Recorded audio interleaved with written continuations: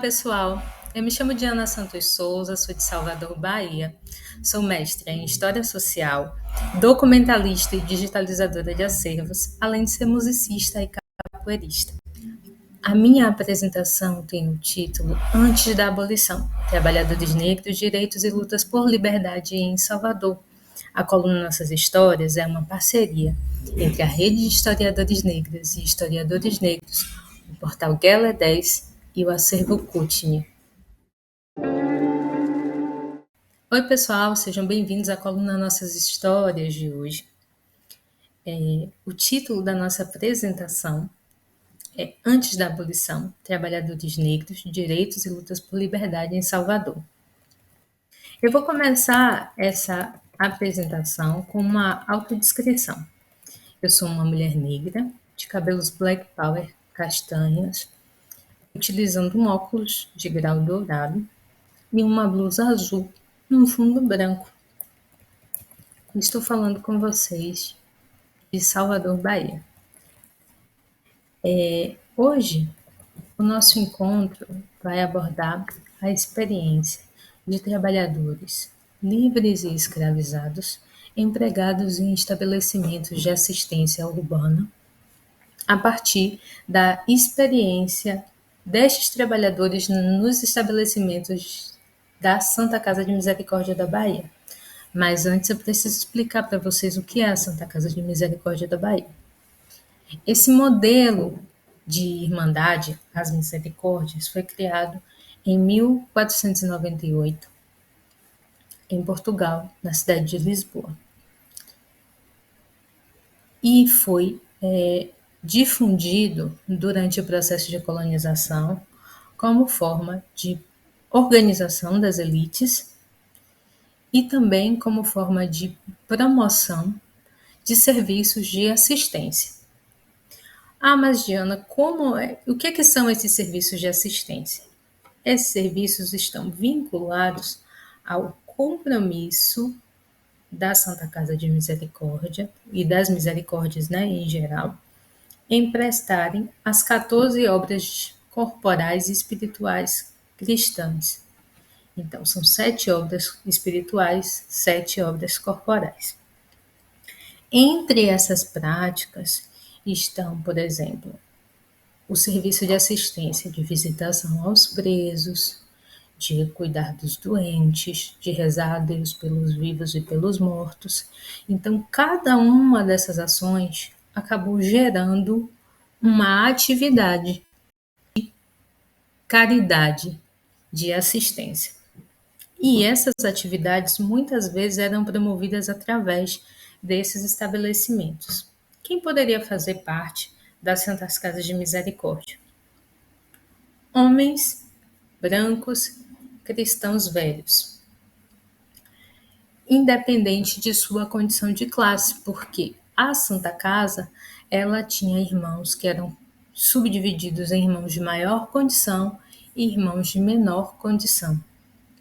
Entretanto, com o passar do tempo, essas pessoas, esses homens, começaram a ingressar a partir de outros valores políticos, as condições materiais e financeiras que faziam com que eles pudessem franquear, ocupar postos de liderança dentro dessas irmandades. Dito isso, eu chego na Santa Casa de Misericórdia da Bahia. Uma coisa que é importante dizer. As misericórdias são independentes e elas foram criadas em diferentes partes do território ultramarino português durante a colonização. Então, a gente tem Misericórdia da Bahia, do Rio de Janeiro, mas também tem a Misericórdia de Macau ou de Goa. Entretanto, além dessas misericórdias criadas no período colonial, outras misericórdias foram criadas no Brasil de forma a apoiar a expansão do governo imperial, interiorizar as organizações políticas no Brasil a partir de 1882, pós-processo de independência.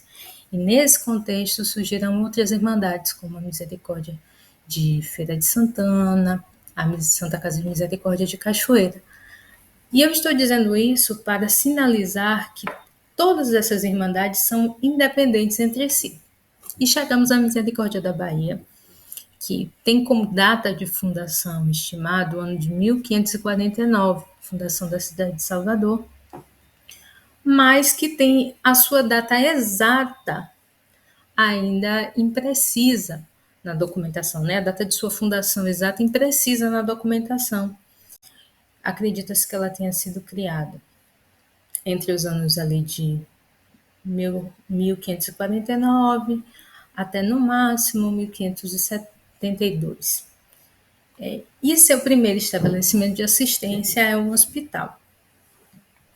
Bem, quando a gente fala em irmandade, em serviço de assistência, a gente pensa que esses serviços de caridade vão ser prestados pelos membros das irmandades, mas não era bem assim, né? Todo esse serviço de assistência era patrocinado por esses membros da irmandade ou por benfeitores. Quem são os benfeitores? Pessoas que não fazem parte da irmandade por não estarem dentro dos critérios básicos para ser irmão da misericórdia, mas que destinam seus recursos financeiros, ou contribuem periodicamente, ou no leito de morte, ou fazem doações para a manutenção desses serviços de assistência. E o primeiro serviço de assistência, enquanto estabelecimento da Santa Casa de Misericórdia, é o seu hospital, que era chamado de Hospital da Caridade, o Hospital São Cristóvão. E esse serviço de assistência, na verdade, é constituído por várias atividades laborais, vários processos de trabalho. Então, quem trabalhava nesses hospitais? Nesse hospital e em outros serviços de assistência. Quais são esses outros serviços prestados pela Santa Casa? Uma assistência aos presos, que consistia em produzir as refeições para abastecer as cadeias e também prestar cuidados médicos aos presos e também uma assistência jurídica, quando necessário. Quando um preso era pobre, ele podia recorrer a um advogado chamado solicitador das demandas, ou seja, um advogado responsável por resolver as demandas judiciais dos presos. Além disso, a partir do século XVIII, a Santa Casa também criou um recolhimento de mulheres a partir da doação de um de seus irmãos e ex-provedor, João de Matos de Aguiar, que deixou uma fortuna destinada para construir um estabelecimento que recolhesse mulheres órfãs, para que elas ficassem sob a proteção da Santa Casa, ou mulheres em situação de vulnerabilidade que não tivessem condições de arcar com o dote de casamento. E aí a Santa Casa abrigaria essas mulheres e concederia esse dote. E, além desse serviço do hospital, presos e recolhimento de mulheres, a Santa Casa também acolhia crianças órfãs através da Roda dos Expostos, que foi instituída ali por volta dos anos de 1726, onde as pessoas poderiam abandonar seus filhos anonimamente. A Santa Casa estabeleceu e instituiu a roda como forma de evitar que, ao serem abandonadas nas portas das igrejas, as crianças fossem vítimas de animais, né, ou morressem à noite no frio. Então, foi uma forma de criar um recurso de acolhimento de crianças abandonadas. Veja, já citei 5 estabelecimentos: presos, Roda dos Expostos, recolhimento de mulheres, hospital, e agora, por fim, eu vou falar o quinto, que é o cemitério. Então, a Santa Casa prestava esse serviço como parte das obras espirituais corporais de sepultar, né, os mortos. E ela era responsável por sepultar os membros da Irmandade, aqueles que em ato de benfeitoria solicitassem e lhes pedissem missa, mas também prestava um serviço de sepultamento, né, feito em acordo com o poder público para sepultar livres, indigentes e escravizados através do serviço do bangue, que era um serviço que transladava o corpo da pessoa falecida do local do óbito até o local da sepultura. Veja quantas atividades eu mencionei nesse nosso começo de conversa. E essas atividades não eram feitas pelos irmãos, elas eram patrocinadas pelos irmãos. Na verdade, quem exerciam essas atividades era um conjunto de trabalhadores. E quem eram esses trabalhadores? Haviam trabalhadores escravizados, pertencentes à Santa Casa de Misericórdia. Haviam trabalhadores livres, contratados para exercer essas atividades.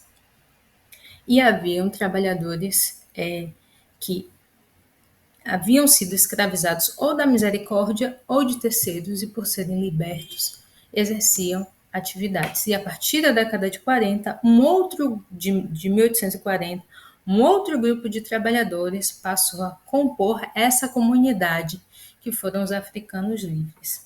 Mas antes de falar de cada uma dessas categorias, eu gostaria de mostrar aqui para vocês onde é que ficava e ainda fica, na verdade, esse edifício sede que funcionou como o primeiro ambiente de promoção de todas essas atividades que eu mencionei. Fica esse edifício que hoje é o Museu da Misericórdia, fica na Rua da Misericórdia. A gente pode ver aí nessa imagem de 1928 do Eduardo Braga, inicialmente esse primeiro prédio à esquerda, que é a fachada, um pedacinho da fachada do recolhimento de mulheres, seguido da parte frontal da edificação das enfermarias do hospital, depois da fachada da capela, a torre do sino da Santa Casa de Misericórdia, e depois algumas lojas que pertenciam à Santa Casa que ela alugava. E essa parte das lojas, ela é a parte frontal do pátio interno, onde ficava a cisterna que captava a água da chuva, onde tinha um conjunto de sepulturas para sepultar pacientes do hospital que foi desativado, que é a passagem e o átrio que dá acesso à sacristia. E o acesso à parte superior, tudo isso, gente, pode ser visitado no tour virtual do Museu da Misericórdia. A parte superior, onde ficam os salões, que a gente pode ver nessa outra imagem do panorama, né, do fundo da cidade. Vocês vão ver a igreja da Sé, a Catedral da Sé, que dava o nome à freguesia, onde a Santa Casa ficava. E depois da Sé, ali, né, imagem de uma forma mais central, nesse recorte desse panorama de 1875, vocês vão ver um complexo predial. E aí aparecem as janelas do consistório, da sacristia, na parte do predial, as janelas da primeira enfermaria de mulheres, que depois foi transformada num cemitério de irmãos, todo o conjunto de edificação, que era as primeiras instalações do hospital, cozinha. Então, vocês podem perceber que é um grande conjunto arquitetônico que foi sendo construído de forma anexa e de maneira a atender a expansão dos serviços de assistência e o número de pessoas assistidas pela Santa Casa. Assim como crescia o espaço, também crescia a comunidade de trabalhadores. Então, a Santa Casa, em 1830, ela é uma coisa que é importante falar. eu queria compartilhar com você o que me fez chegar a esse tema de pesquisa. Veja, eu falei com vocês que a Santa Casa foi criada em 1549. No arquivo histórico da Santa Casa, eu me encontrei com o livro de escravos, que é esse da Santa Casa de Misericórdia, que é esse livro que aparece aqui para vocês agora na imagem. E ele foi criado em 1830. Quando eu me deparei com esse livro, eu me perguntei, ora, se a Santa Casa foi criada em 1549, como só em 1830 ela passou a ter um livro de escravos?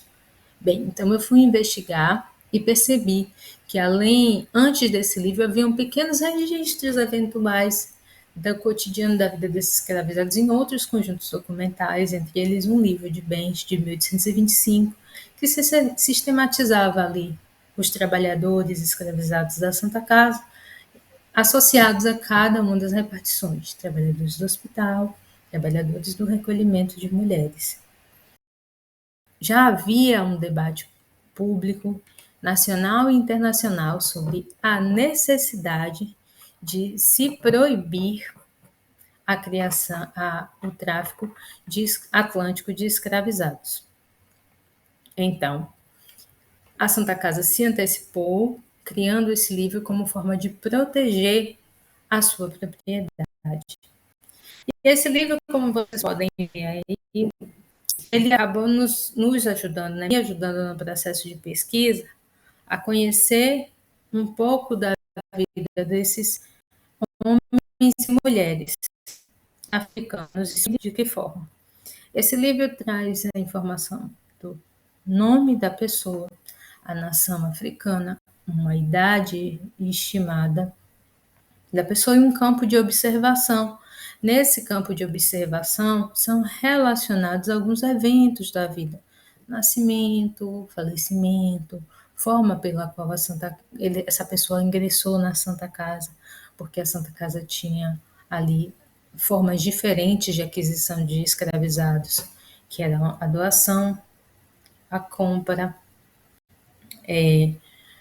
também poderiam ser fruto, né, de pessoas que eles poderiam passar a ser trabalhadores da Santa Casa, escravizados da Santa Casa, a partir do momento em que fossem atendidos em seu hospital e não houvesse quem custeasse seus tratamentos. Então, essas pessoas poderiam passar a condição de escravizados da Santa Casa. E também o nascimento, né, na própria Santa Casa, como membro de uma das famílias de escravizados que já pertencessem à Irmandade. E aí, por que eu estou fazendo esse percurso? Quando eu encontrei esse livro, vocês devem ter observado na imagem que eu encontrei um escritozinho lilás, feito posteriormente à confecção do livro, dizendo assim: foi liberto conforme a deliberação da Junta em junho de 1872, ao lado do nome de umas pessoas. E eu fiquei me perguntando que deliberação foi essa. E foi então que eu descobri que a escravidão na Santa Casa de Misericórdia da Bahia teria oficialmente sido encerrada em 1872. E nasceu uma questão: por quê?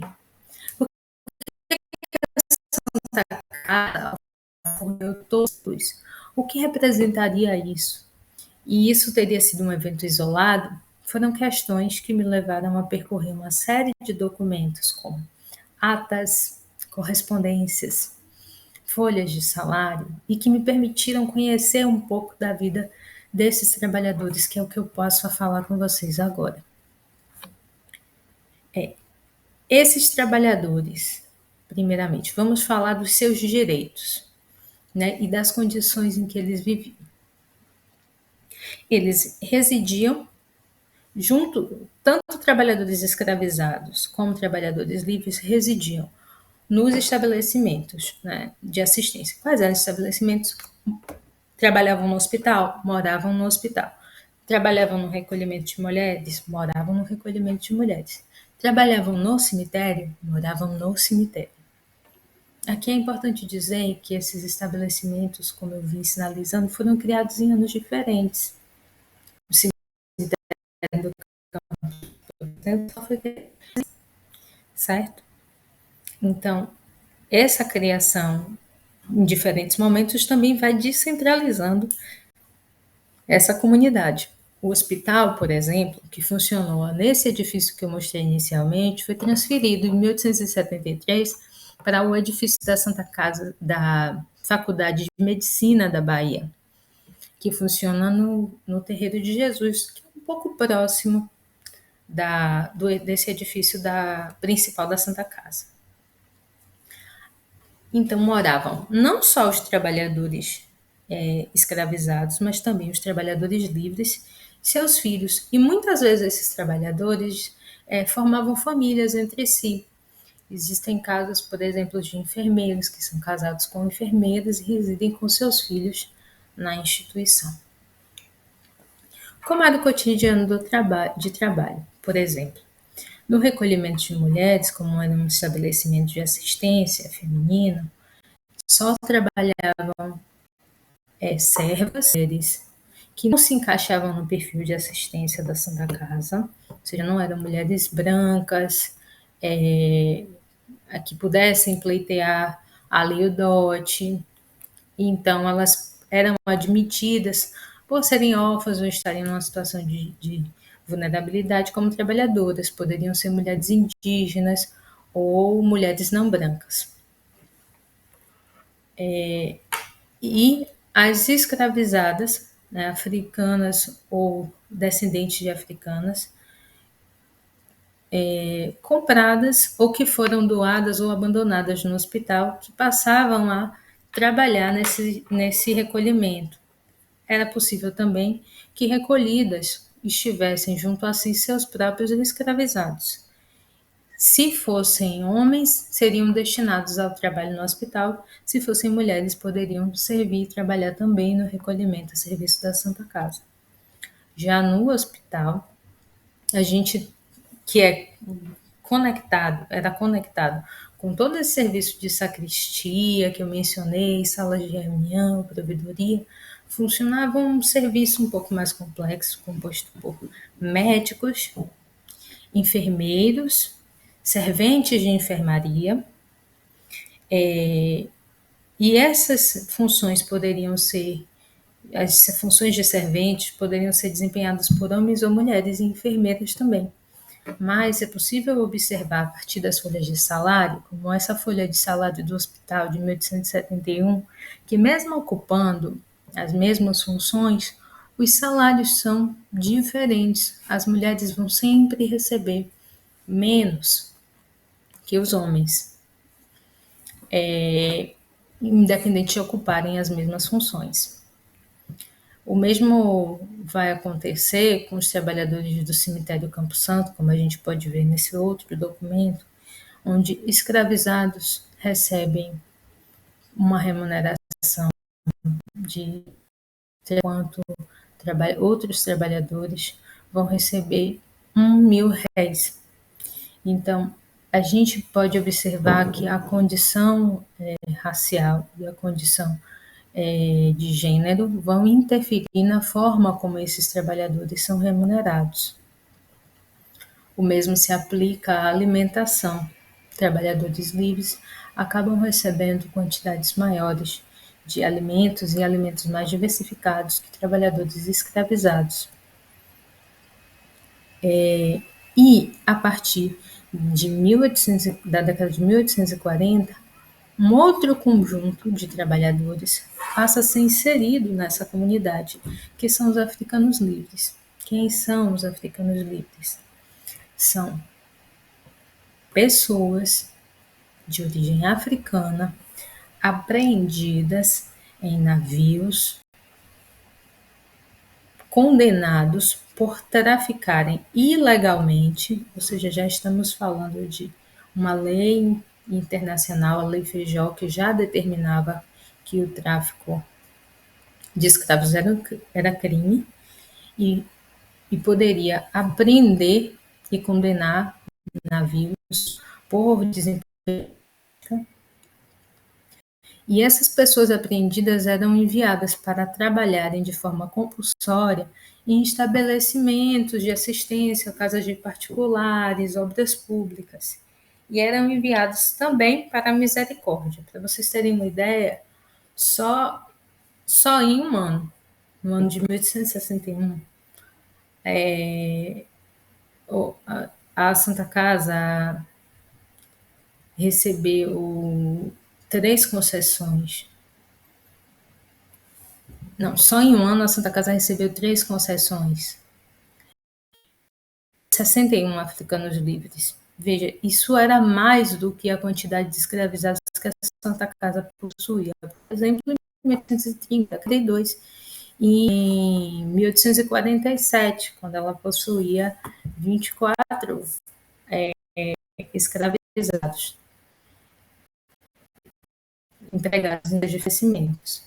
E a Santa Casa passou a se prover, em grande medida, a partir da força de trabalho desses africanas, submetidos a esse regime de trabalho compulsório, análogo à condição de escrava. Por quê?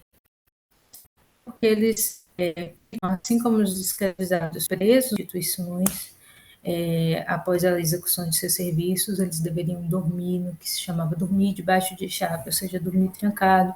Estavam sujeitos a um processo de vigilância social, um controle do seu trânsito, né? Eles não poderiam se afastar de seus tutores, se descumprissem, se ausentassem do serviço, poderiam ser punidos com castigos físicos ou até com prisão. Enquanto, por exemplo, trabalhadores livres que, por promovessem algum tipo de contravenção, ausência, na verdade eram punidos com a perda dos vencimentos, né, a perda do salário, ou até com suspensão e demissão. Mas esses trabalhadores africanos, embora compartilhassem a mesma origem geográfica, né, maior, né, essa mesma proveniência africana que trabalhadores escravizados, eles tinham uma consciência da diferença da sua condição e por vezes lutavam, requerendo ali as autoridades que intervissem quando essa relação de trabalho extrapolavam os limites, então, quando eram muito castigados, por vezes também fugiam, em casos de fuga na misericórdia, como a fuga de Dário, que foi seguida da fuga de Aprígia e Lino e de outros trabalhadores que fugiram coletivamente e que gerou toda uma mobilização para buscar e submeter e criar também formas de punição exemplares que evitasse a fuga de outros africanos livres. Penso entre as autoridades e a Santa Casa de Misericórdia,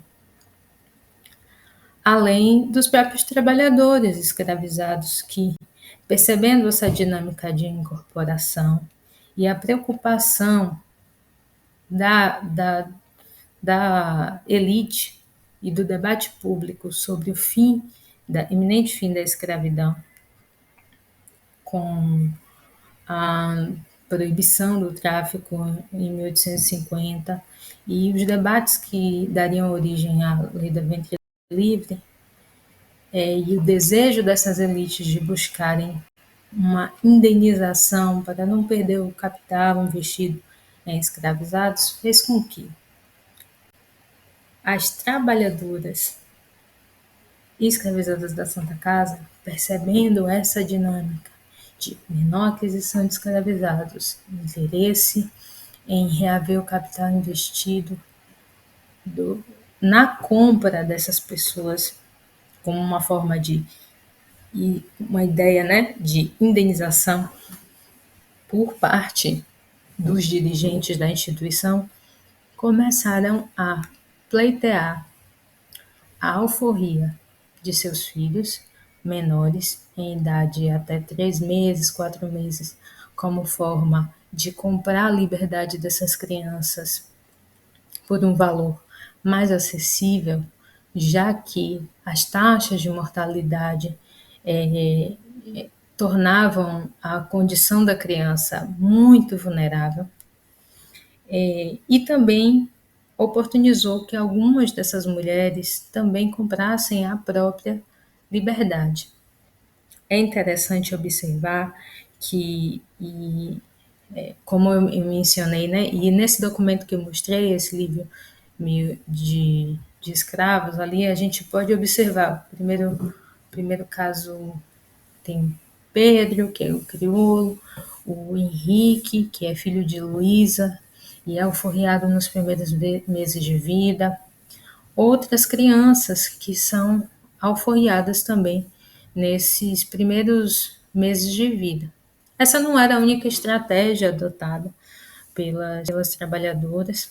Elas também compravam, além de comprarem a própria liberdade, por vezes alguns trabalhadores trocaram outros escravizados de mesma nação, mesmo sexo, só que de idade menor, por si, numa forma de permutar, né, como forma de conquistar a própria liberdade, o que nos leva a perceber que existia um acordo não documentado, né, um acordo costumeiro, um acordo verbal entre que permitia que esses trabalhadores tivessem ali em sua posse outros escravizados convivendo, muitas vezes dividindo a jornada cotidiana de trabalho e sendo treinados para substituir esses trabalhadores no momento em que fosse possível conquistar a liberdade dessa forma,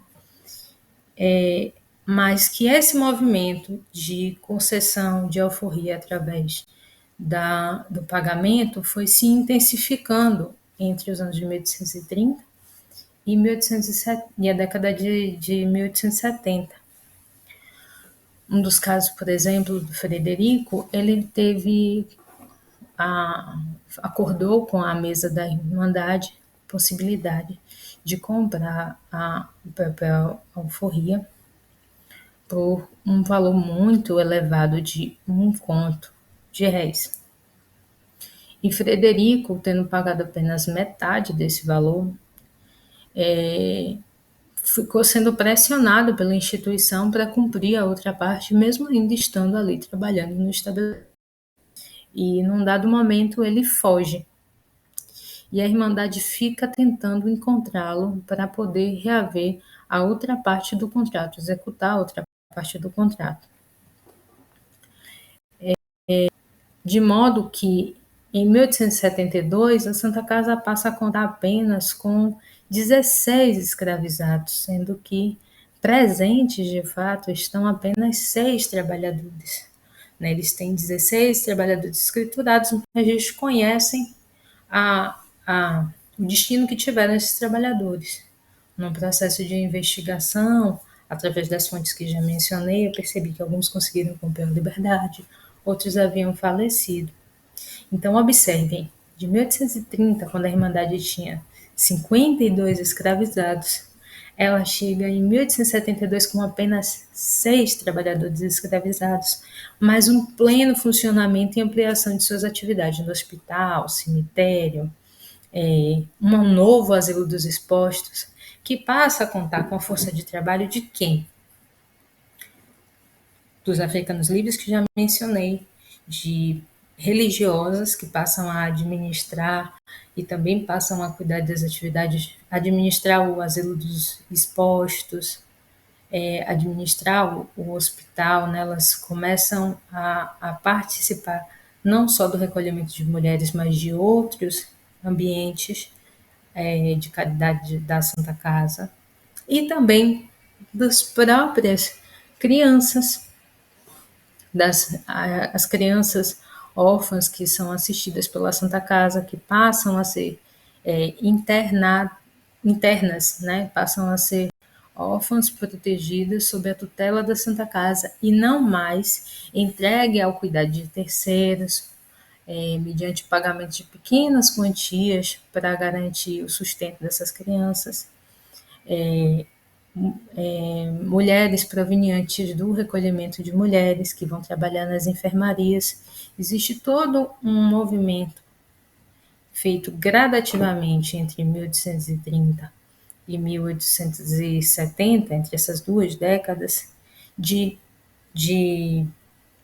emancipação desses trabalhadores escravizados a partir do emprego de africanos livres como forma principal de prover os postos de trabalho, além dos trabalhadores livres já empregados nesses estabelecimentos, com todas essas condições de desigualdade de raça e gênero manifesta, tanto nas condições de vida, como alimentação, moradia, punição,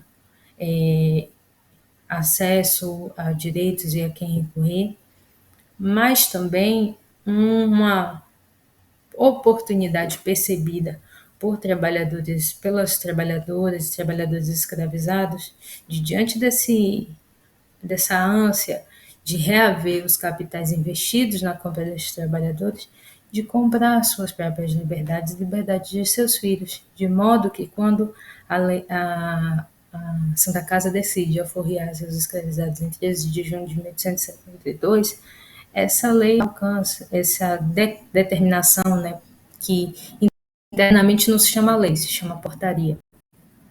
Esse governo só alcança 6 trabalhadores, o que não é menos importante, porque são pessoas que em idade avançada conseguiram alcançar a liberdade, mesmo que, por exemplo, os trabalhadores do cemitério Campo Santo ainda tenham se mantido exercendo essas atividades, recebendo os mesmos salários desiguais.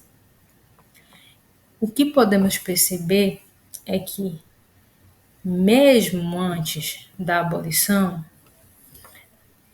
trabalhadores livres ou escravizados já coexistiam e conviviam, que as condições de trabalho desses trabalhadores livres eram percebidas por trabalhadores escravizados ou trabalhadores submetidos a regime de trabalho compulsório, eram observadas, né, por esses escravizados ou africanos livres e problematizadas como forma de melhoria, né, como objeto de observação de melhoria de suas próprias condições. Então, quando a qualidade dos alimentos não atendiam, esses trabalhadores reclamavam, quando eram punidos duramente ou de forma injusta, acessavam as autoridades ou tentavam fazer do constrangimento público desses homens que tentavam criar uma imagem de filantropos, caridosos, eram apontados, ou até as religiosas apontadas nos jornais, nos comentários públicos, denunciados como pessoas violentas por esses trabalhadores. Então, engenhosa e inteligentemente, eles utilizavam o discurso de caridade, muitas vezes, como forma de alcançar o objetivo de conquistar a liberdade para si e para os seus, e como forma de pressionar nas relações cotidianas que limites não fossem excedidos nas relações de trabalho e nas relações de poder, já que, convivendo com trabalhadores livres, eles tinham acima de si muitas vezes uma hierarquia muito complexa de administradores, enfermeiros de patente mais elevada, médicos ali que poderiam ter algum tipo de autoridade na relação de poder cotidiano. E dessa forma, como empregados, esses trabalhadores escravizados ou africanos livres também poderiam queixar-se dos abusos desse imediatamente acima deles nas hierarquias das relações de trabalho, queixassem aos superiores, dirigentes da Irmandade, de modo que essas pessoas imediatamente acima de escravizados e trabalhadores livres poderiam ter suas possessões ou seus cargos ameaçados pela denúncia caso descumprissem esse acordo tácito, esse acordo pautado no costume. Por que eu estou dizendo essas coisas? Para demonstrar que tanto africanos livres como escravizados e escravizadas tinham um letramento, um conhecimento da sua condição e dos seus direitos. Estavam atentos aos abusos e limites e criavam estratégias de se protegerem que poderiam ser desde a negociação, passando pela denúncia, até a fuga ou o conflito direto. Mas também estavam atentos aos debates sociais mais amplos acerca dos destinos legais em relação à sua condição civil e empregaram esforços para ter jornadas duplas, às vezes triplas, como forma de juntar recursos financeiros para conseguir antecipar a liberdade de seus filhos, filhas, familiares e até sua própria liberdade sempre que possível, sem ficar aguardando um desfecho legal favorável. Então, a liberdade já era uma realidade conquistada na vida de trabalhadores africanos, fossem eles africanos livres ou escravizados, e que veio a partir da força do seu trabalho, articulação e projetos e desejo de concretização de seus projetos de liberdade familiares, projetos individuais, mas também projetos coletivos, né? E que essa coexistência entre o trabalho livre e o trabalho escravo, ela já acontecia antes da abolição e que também esses trabalhadores muitas vezes criavam sistemas de proteção mútua como forma de burlar essa autoridade e controle, fazendo fugas pontuais, se ausentando, cobrindo um ou outro nos turnos de trabalho. E tudo isso fazia parte de uma trama que tinha a única finalidade de viver melhor. Então, eu espero que essa história que eu dividi com vocês possa ajudar a gente a conhecer um pouco mais das nossas próprias histórias, das histórias de nós, afrodescendentes, vivendo na cidade, lutando para melhorar as nossas condições de vida. E para sinalizar que essas desigualdades entre as condições de trabalho, a remuneração, elas antecedem a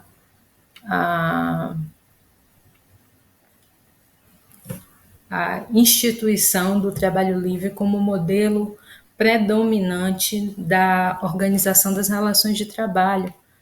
Ela acompanha a vida de homens e mulheres negras desde o período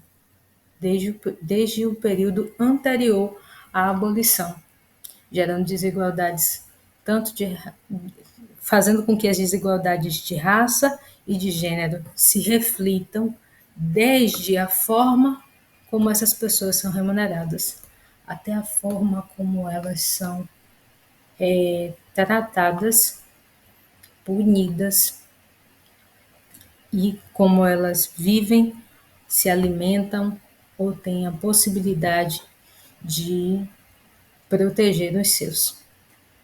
É isso, pessoal. Muito obrigada.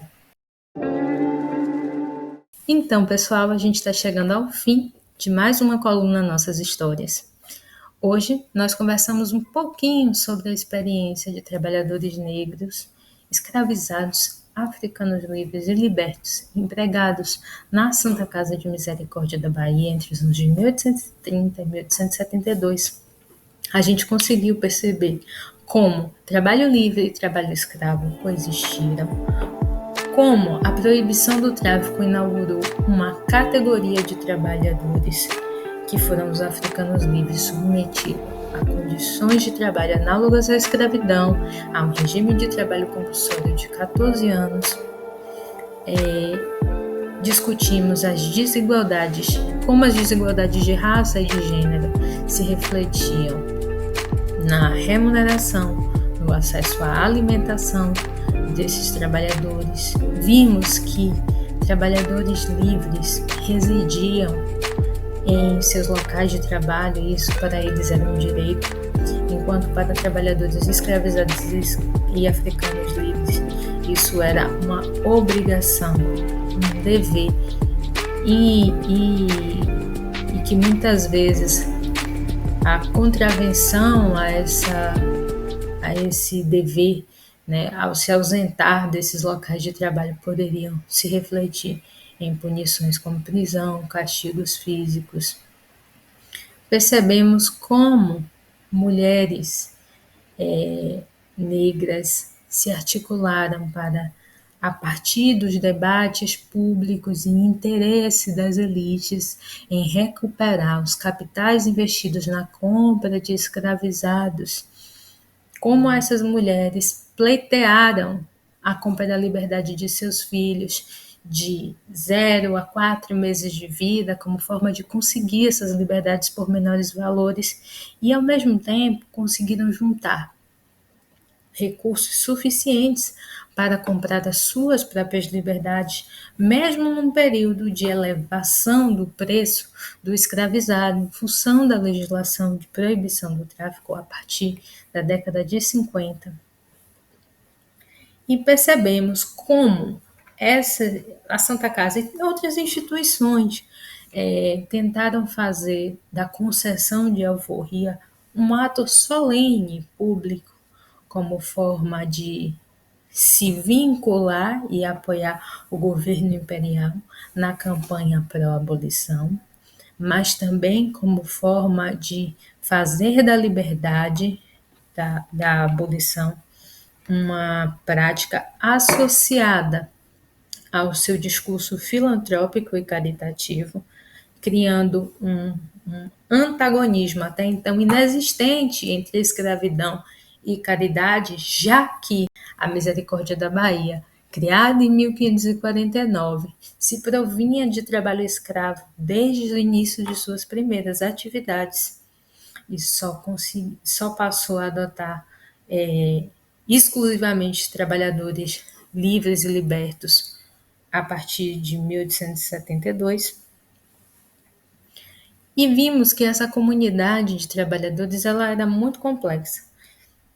Ela era composta por escravizados de terceiros, pessoas trabalhando em condição servil, que eram as pessoas que não se encaixavam no perfil de assistência eleito pela Santa Casa, mas que estavam ali para trabalhar como mulheres indígenas e mulheres não brancas, os próprios assistidos da misericórdia, expostos, recolhidas, que eram destinados a trabalhar nas enfermarias ou prestar pequenos serviços domésticos na instituição, ou até mesmo serem enviados para trabalhar em outras instituições. Os próprios trabalhadores contratados e seus familiares, um universo de trabalho com várias condições de vida e trabalho que coexistiam, uma comunidade coexistente, mas com categorias civis e com direitos trabalhistas distintos, coexistindo mesmo antes da abolição. Então, o trabalho livre não é inaugurado com a abolição. Ele já existia, mas nas relações de trabalho também. E é por isso que a gente precisa estar atentos e atentas à maneira como as condições de raça e gênero continuam ainda hoje representando uma forma de precarizar a vida e a condição de trabalhadores negros e trabalhadoras negras, especialmente as trabalhadoras negras. Eu espero que vocês tenham gostado, que essa apresentação possa ter ensinado algo a vocês, mas a mim foi uma grande alegria, uma oportunidade inesquecível de aprender com um pouco mais com cada pessoa envolvida nesse processo. Um grande abraço e até a próxima.